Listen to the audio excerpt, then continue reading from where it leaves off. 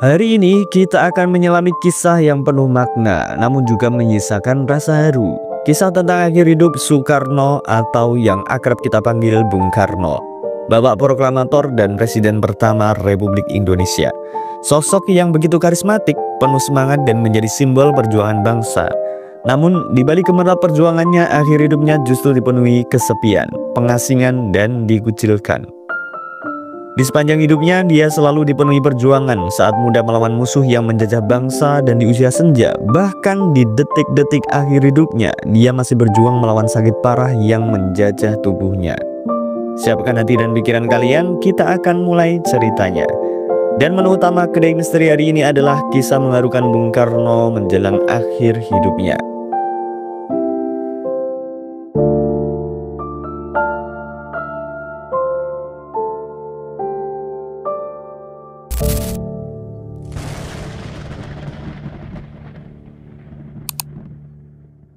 Soekarno, dia lahir pada 6 Juni 1901 di Surabaya. Dia adalah figur yang mengguncang dunia dengan orasinya yang membara.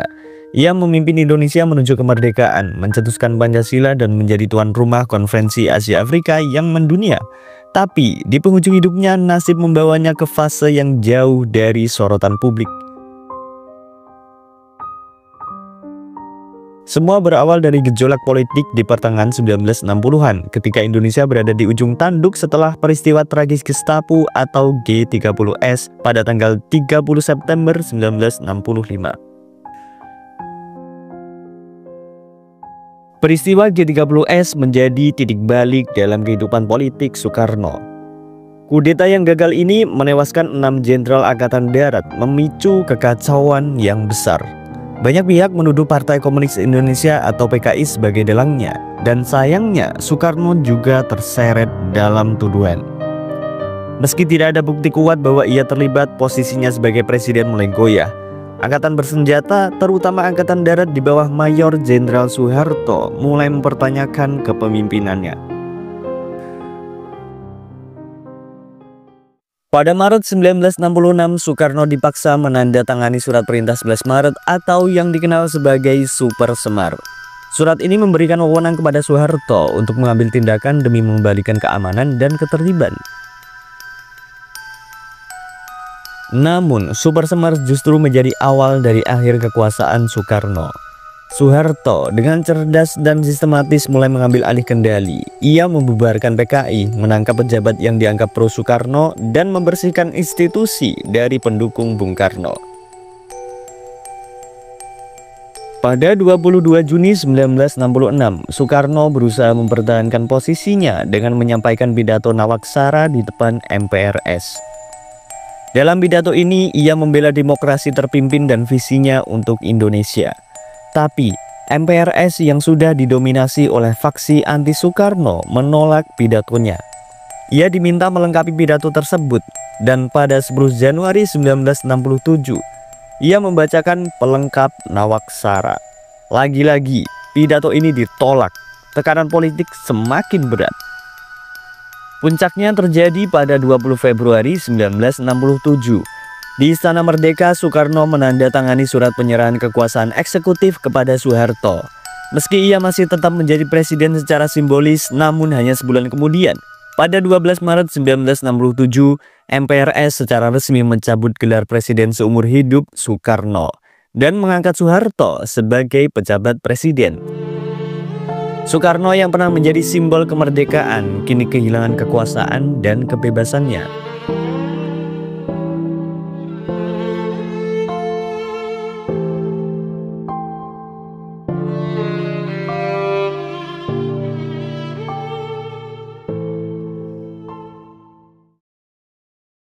Setelah lengser, kehidupan Soekarno berubah drastis. Ia tidak lagi diizinkan tinggal di Istana Negara. Pada Mei 1967, ia dipindahkan ke salah satu paviliun di Istana Bogor. Di sana ia hidup dalam isolasi, dijaga ketat dan terputus dari dunia luar. Anak-anaknya seperti Rahmawati Soekarno Putri mengenang periode ini sebagai masa kepahitan. "Bapak sangat kesepian," kata Rahmawati. Padahal Bapak adalah pribadi yang suka keramaian, suka berdiskusi dengan sahabat dan kawan. Kondisi di Istana Bogor tidak hanya menyiksa secara mental, tetapi juga fisik. Bogor yang dingin memperburuk kesehatan Soekarno. Ia menderita rematik, ditambah penyakit lain yang sudah lama dideritanya, seperti batu ginjal, gangguan peredaran darah, dan tekanan darah tinggi. Anak-anaknya memohon agar ia diizinkan pindah ke Jakarta, dan pada tahun 1969, Soeharto mengabulkan permintaan itu. Soekarno dipindahkan ke Wisma Yaso, rumah kediamannya bersama Ratna Sari Dewi di Jakarta Selatan. Namun Wisma Yaso bukanlah tempat yang hangat bagi Soekarno. Ratna Sari Dewi atas perintah Soekarno sendiri telah pindah ke Perancis, meninggalkan Bung Karno sendirian.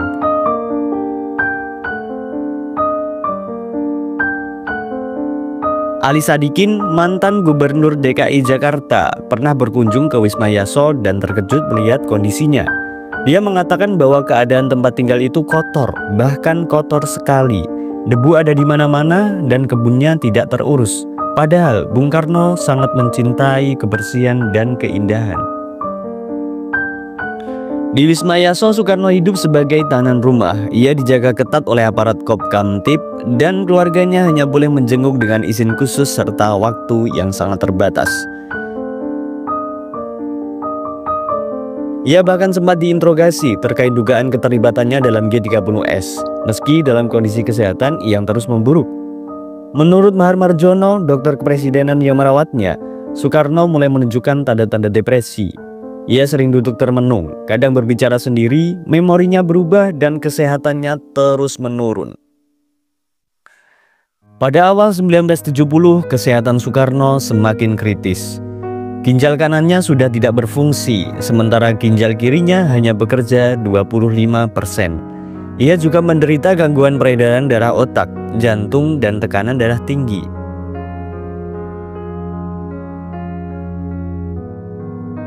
Pada 16 Juni 1970, kondisinya memburuk dengan drastis, dan ia dilarikan ke Rumah Sakit Pusat Angkatan Darat Gatot Subroto di Jakarta.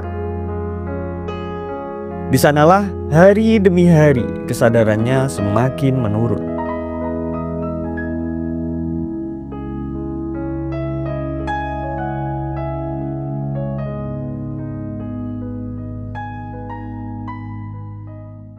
Pada 21 Juni 1970 pukul 7 pagi, Soekarno menghembuskan nafas terakhirnya. Ia wafat dalam kesunyian, jauh dari gemerlap panggung politik yang dulu ia kuasai. Jenazahnya disemayamkan di Wisma Yaso sebelum dimakamkan di Blitar, Jawa Timur, di samping makam ibunya. Namun, ada cerita pilu di balik pemakamannya. Soekarno pernah berwasiat ingin dimakamkan di bawah pohon rindang di Istana Bogor. Tetapi keinginan ini tidak dikabulkan karena khawatir makamnya akan dipolitisasi oleh pendukungnya. Prosesi pemakaman Soekarno dihadiri oleh keluarga dan beberapa tokoh.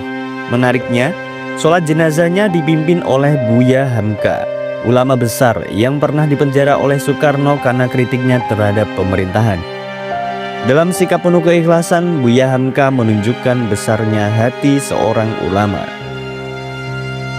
Ada cerita kecil lain yang menambah pilu akhir hidup Soekarno. Menurut putra bungsunya, Guru Soekarno Putro, ada rekaman yang dibuat oleh tim Angkatan Darat saat Soekarno wafat. Namun, hingga kini rekaman itu tak pernah ditemukan. Akhir hidup Soekarno memang memilukan. Dari seorang orator ulung yang menggetarkan dunia, ia berakhir dalam kesepian, terkucil dari rakyat yang pernah ia pimpin. Namun, di balik kesedihan itu, warisannya tetap hidup. Pancasila, Konferensi Asia Afrika, Gerakan Non-Blok, dan semangat nasionalismenya terus menginspirasi generasi bangsa. Soekarno pernah berkata, "Lebih baik saya hancur daripada bangsa ini perang saudara." Sikap ini menunjukkan betapa ia rela mengorbankan dirinya demi persatuan Indonesia. Bung Karno, meski akhir hidupnya penuh kepahitan, jasanya akan selalu dikenang dan tak akan pernah pudar. Dia adalah sosok penting yang membawa bangsa Indonesia menuju kemerdekaan. Terima kasih atas perjuanganmu. Mari kita kenang Soekarno bukan hanya sebagai presiden, tetapi sebagai simbol semangat yang tak pernah padam. Terima kasih sudah menonton dan sampai jumpa di kisah selanjutnya.